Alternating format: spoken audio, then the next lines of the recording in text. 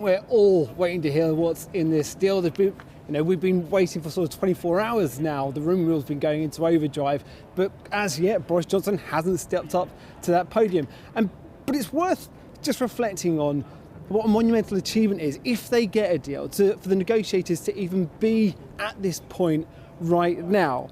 Regardless of your politics, regardless of how you voted, leave or remain, or what you think of the final deal when it comes, this will be the biggest trade deal ever signed by either side, worth about £670 billion a year. Zero tariffs and zero quotas. And while it might not always have felt it, this has happened at breakneck speed. Negotiations of this side normally take years, if not decades. That said, of course, it will come with an economic cost. There is going to be friction involved. But it's much more than a free trade agreement. This is also an agreement covering security, energy, aviation, and of course, fisheries. This is a fisheries agreement. That's the final sticking point that it's come down to. Negotiations were going on overnight, species by species, and what we think that they've landed on is EU fishermen giving up a significant proportion of their quota over a few years, worth hundreds of millions of pounds. Now, undoubtedly, fishermen on both sides are not going to be happy about this, but we think that the politicians have got to a point where politically both sides are happy.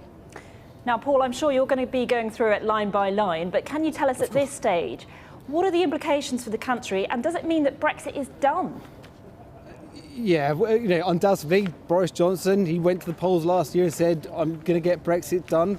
It looks like we could be at that point within the next couple of hours. But don't for 1 second think this is the last time you've seen all of us outside of Downing Street here talking about Brexit. Because there's a lot that's not in this deal. Financial services, for example, that's not covered in this deal. That'll be part of a separate negotiation. There are other whole areas as well. Foreign policy, defence, completely excluded from this.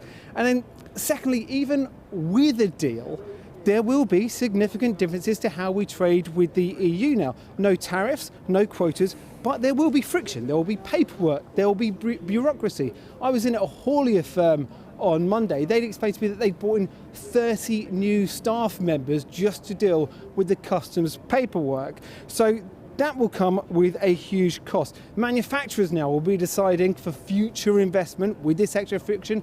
Do they want to trade with the EU? Do they want to set up shop in the EU? So if we get a trade deal, it will be monumental, but this will be defining the relationship that we have with our closest trading partner for decades to come. OK, Paul at Downing Street, thank you very much for now.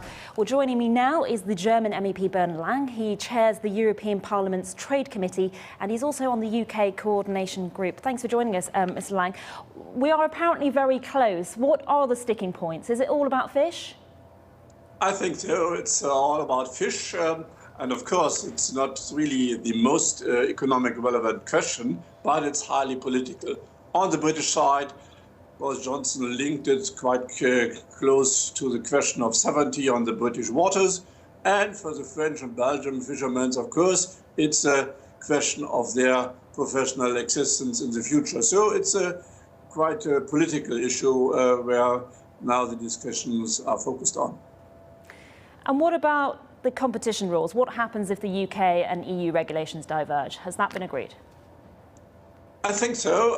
Of course, this was a really crucial element for the European Parliament, that we want to establish a level playing field so that on both sides, an undermining of the competition possibilities and the dumping situation is not possible anymore.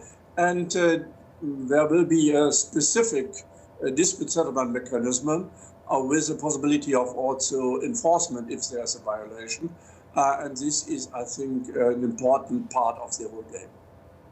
Now, the timing on this is quite extraordinary, just before Christmas and the holidays. It does mean that the European Parliament is not going to be able to scrutinise the deal. Are you happy about that? Not totally, of course, but nevertheless, we accepted a provisional application because we want not to have this chaotic situation starting on the 1st of January. But nevertheless, we will have our normal scrutiny process in January or February of the deal. And you mentioned quite rightly, this is a deal from more than 1,000 pages, and we have really looked to the details, and perhaps some improvement is still necessary. And after the discussion in the Parliament, we will have the final say on that as the only parliament inside the European Union. You mentioned some improvement there in a process that will take place in the European Parliament in January and February. Are you suggesting that there could be changes then? Of course, in history, the European Parliament often changed trade agreements. For example, the agreement with Canada, the CETA agreement, we changed totally the investment protection system. So let's see. So sometimes the devil is in the detail. Let's look to the details, and then we will see. Do you think that in some ways a deal was inevitable, though? Was it always going to come down to the last minute? I really don't expect this, but of course, regarding the negotiation process, putting the most controversial items to the end of the game, it was really likely that this could happen, yeah. Is this a sad day for the European Union, or are you glad to be rid of Britain finally? I hope that this will be a good day, because I'm totally convinced that a rules-based arrangement between the United Kingdom and the European Union opened the door for cooperation in the future, and cooperation is much better than confrontation. OK, Bernd Lang, thank you very much for joining us. Well, also joining me now is the Brexit Party leader, Nigel Farage. Mr Farage, if this were a different time of year, I'd say this is your Christmas come early. You must be delighted. Well, I'm delighted that we've got Brexit, of course, and I was thrilled on the 31st of January this year. And, you know, it's the end, isn't it, of a debate that has raged in British politics for decades, a renegotiation that's gone on for 4.5 years. So it does mark a moment. However, I suspect when we see the 2,000 pages and get the chance to analyse them, which is, of course, going to be difficult over the Christmas period, but I suspect that we'll conclude, many of us, that we won the war, but came out with a very unsatisfactory peace. And I say that because we're clearly still going to be tied very closely to EU rules, with the sword of Damocles, being held over us, that if we deviate too much, they'll slap back on tariffs. So I think, from my perspective, this looks like a disappointing end, but it does at least mark a moment in time where we can move on. OK. Well, I mean, to some extent, the Tories have stolen your thunder. They've delivered Brexit, so there's no reason for the Brexit Party or Nigel Farage to be on the airwaves anymore.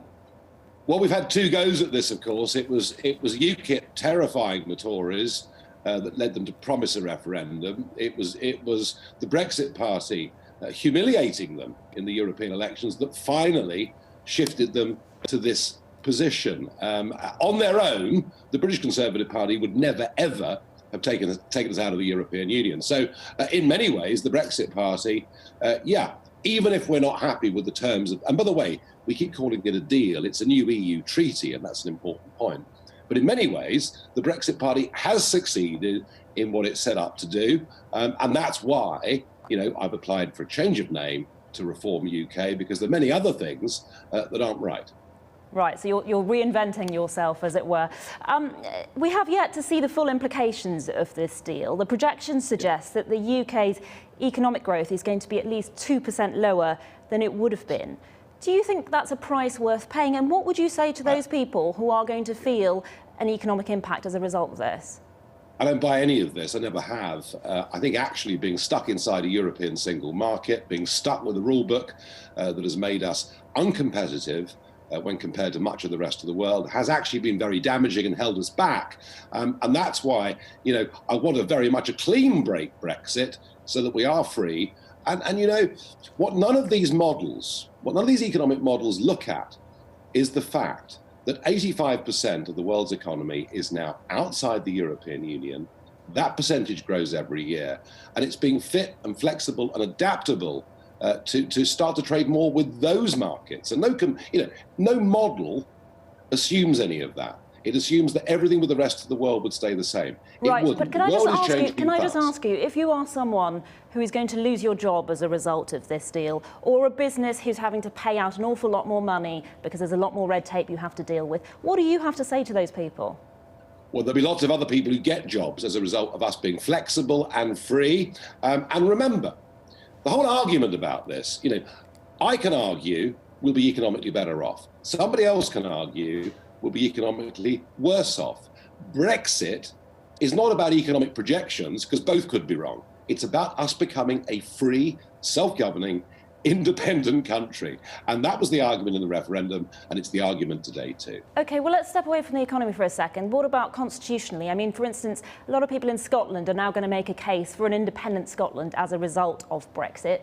Is that a price worth paying? What if we end up with the breakup of the UK? Well, you can't be an independent Scotland if you want to rejoin the European Union. We saw this in the Scottish referendum back in 2014. Up to a third of SNP voters actually voted leave. And I think at some point in time, Nicola Sturgeon has to explain to the Scottish people that her plan is to rejoin a nascent United States of Europe and for Scotland to join the Euro. So no, I don't think as a result of us leaving the European Union, Scotland's going to leave the United Kingdom. I really don't. OK, well, we'll have to wait and see on that one. Can I very quickly pick you up on your language? You're talking about a war. We have seen really toxic divisions in this country. Do you think that you bear any responsibility for that? No, I accepted the result of the referendum. The reason we've had such toxicity over the last 4.5 years is vast swathes of our business, media and political establishment refused to accept the result of the referendum, made up a whole series of smears and lies that somehow it was the Russians, it was all sorts of dirty tricks that the Leave campaign got up to. And that's why politics has been so awful for these last 4.5 years. And even though So you're not to blame for that at all? No, all I campaigned for was for us to be a free, independent country, for the British people to have a referendum, and for that result to be respected. And sadly, it wasn't. And even though I'm not happy, and I'm sure when I see the detail, I won't be happy with much of this settlement, the good news is the Brexit wars are over and there's no going back. OK, Nigel Farage, thank you very much.